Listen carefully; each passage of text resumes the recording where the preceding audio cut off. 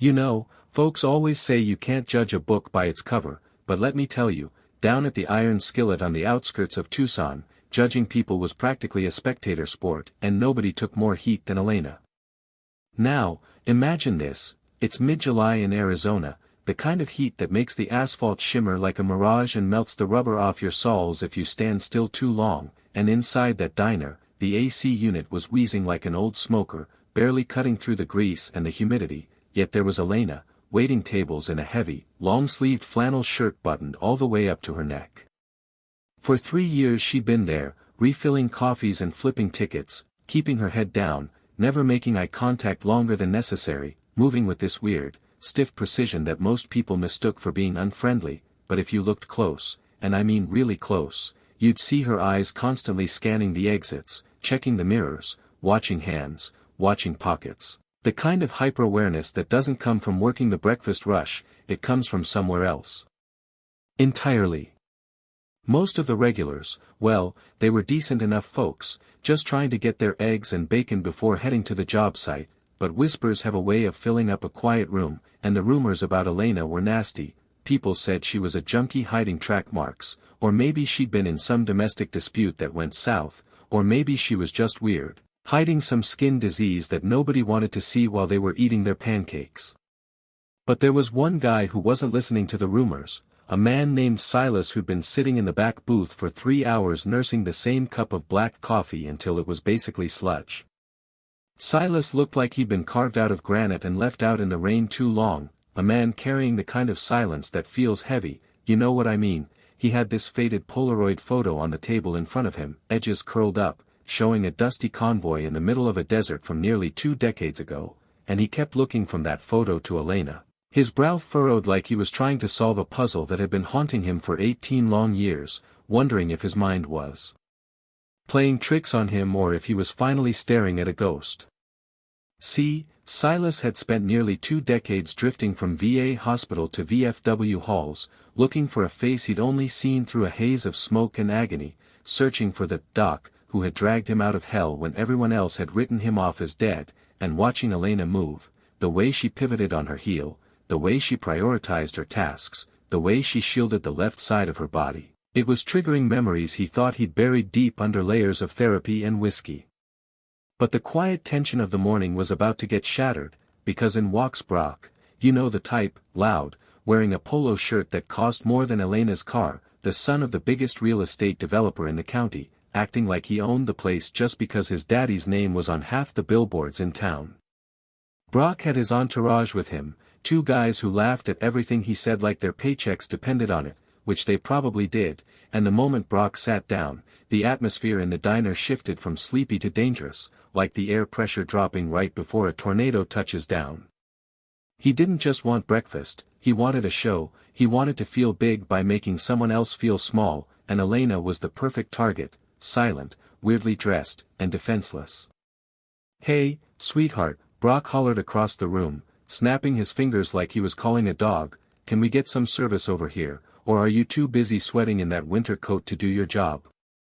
The diner went quiet, forks paused halfway to mouths, but Elena didn't flinch, she just walked over with her pad, face like a stone mask, and asked what he wanted, her voice flat, professional, giving him absolutely nothing to work with, which of course only made a guy like Brock angrier because bullies hate it when you don't bleed for them. "I want to know what you're hiding," Brock sneered, leaning back and looking her up and down with this disgusted curl of his lip that made you want to punch him. "It's 100 degrees in here, and you're wrapped up like a mummy, what is it? You got a rash? Or are you shooting up back in the kitchen? My dad owns this block, you know, I could have the health inspector here in 10 minutes to check your arms for needle marks." His buddies snickered, that low, ugly sound of cowards backing up a bully, and you could see Elena's jaw tighten, a tiny muscle jumping in her cheek, her hand gripping the order pad so hard her knuckles turned white, but she didn't say a word, she just took the abuse because she needed this job, needed the anonymity, needed to just survive the day. Silas, back in the corner, had stopped drinking his coffee, his body went rigid, his hand slowly sliding off the table to rest on his knee, eyes locked on Brock with a predator's focus, but he waited, because he needed to be sure, he needed to see. Then Brock escalated it, because guys like him always have to push until something breaks. He pulled a couple of crumpled dollar bills out of his pocket and tossed them on the greasy floor right at Elena's boots. "There's your tip," Brock laughed, a cruel, barking sound. "Pick it up, maybe you can buy some long sleeves that don't smell like a locker room. Go on, get it." The humiliation hung in the air, thick and suffocating, and for a second, nobody moved. The cook stopped scraping the grill. The old couple in the front booth looked down at their plates in shame because nobody wanted to intervene and become the next target, and Elena, taking a slow, shaky breath, bent down to retrieve the money, her movements stiff, painful. And that's when it happened. As she was straightening up, Brock, feeling like the king of the world, decided to have a little fun and shoved her shoulder. "Move faster, junkie," he spat. He didn't shove her hard, just enough to throw her off balance, but Elena stumbled, her arm flailing out to catch the edge of the table to stop herself from falling, and in that violent motion, the button on her cuff popped, and a heavy flannel sleeve rode up, way up, past her elbow. Time seemed to freeze in that diner, I mean literally stop, as everyone's eyes went to her arm, expecting to see the track marks or the rash Brock had joked about, but what they saw made the breath catch in their throats. It wasn't needle marks, it was a ruin of twisted, burn-scarred flesh, shiny and pink and brutal, the kind of skin that has been melted and reformed in fire, but sitting right in the middle of that devastation, clear as day on the only patch of intact skin near her bicep, was a tattoo, a combat medic badge and the "Screaming Eagle" patch of the 101st Airborne, with a date inked underneath, Chronicle, 2006. Brock blinked, confused, his brain too slow to process what he was looking at. "What the hell is that?" he stammered. "You draw that on yourself with a Sharpie to get pity?" He was digging his own grave and didn't even know it, reaching out to grab her arm again, maybe to prove it was fake, maybe just because he couldn't handle being wrong, but before his fingers could graze her skin, a chair scraped violently against the floor in the back of the room, a sound like a gunshot. Silas was up, and he wasn't the tired old man nursing a coffee anymore. He was moving with a speed and violence that defied his age, crossing the diner floor in 3 long strides, his eyes burning with a mixture of rage and revelation that was terrifying to behold. "Don't you touch her," Silas growled, his voice low but carrying a weight that rattled the silverware on the tables. "You put one finger on that arm, and you'll be eating your meals through a straw for the next 6 months. Brock recoiled, trying to laugh it off. "Who the hell are you, Grandpa? Sit down before you break a hip, this freak is." "That freak," Silas interrupted, stepping right into Brock's personal space, towering over him, "is a decorated combat medic who walked through fire while you were still in diapers learning how to be a disappointment to your father." Elena looked up, her eyes wide, terror and shock warring on her face as she looked at Silas, really looked at him for the first time, and she whispered, barely audible, "Sergeant. Sergeant Vance." Silas turned to her, and the hardness in his face melted into something so full of pain and gratitude it hurt to look at. "I've been looking for you for 18 years, Doc," he said, his voice cracking. 18 years I've been looking for the angel who pulled me out of that Humvee." The silence in that diner was absolute, heavy with the kind of energy you feel right before a thunderstorm breaks, and Brock, realizing he was losing the room, tried to regain control the only way he knew how, by being louder. "Oh, give me a break!" Brock shouted, standing up to match Silas. "This is a scam, right? Stolen valor. You two working together to get free meals. I've seen it on the news. She probably burned herself cooking meth and bought that tattoo online." Silas didn't even look at him, he just kept his eyes on Elena. "Show them, Doc," he said softly, "show them what you gave." Elena was trembling, tears welling up in her eyes, not from sadness, but from the sheer overwhelming shock of being seen, really seen, after hiding in the dark for so long, and slowly, with a dignity that made Brock look like a child, she unbuttoned the other cuff and rolled up both sleeves.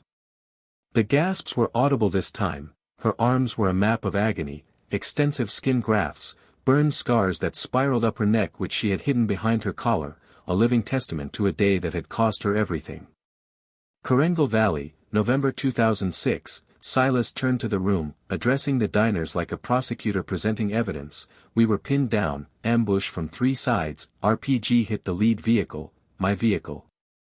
He pointed to a jagged white scar running down his own forehead. I was trapped inside, unconscious, fuel tank ruptured, the whole cab was an inferno, ammo cooking off, popping like popcorn, temperatures inside reaching 1,000 degrees in seconds. Silas walked closer to Brock, forcing the bully to look him in the eye.